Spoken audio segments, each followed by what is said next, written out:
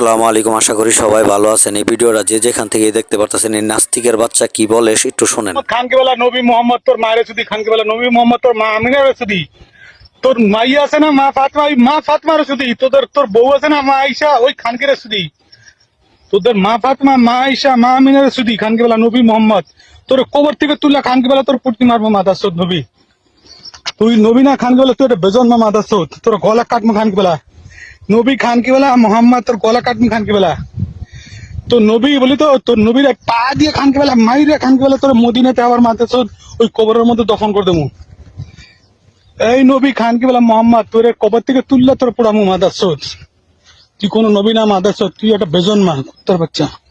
তোদের মতন নবীরে পুটকি মারি মাদার সোদ। আমি হলাম নবী, তোদের মুসলমান জাতির নবী হলাম আমি। আশহাদু লা ইলাহা ইল্লাল্লাহ আশহাদু আন্না বিজয় এই নাস্তিকের বাচ্চা যেখানেই থাকুক না কেন দ্রুত আইনের আওতায় আনা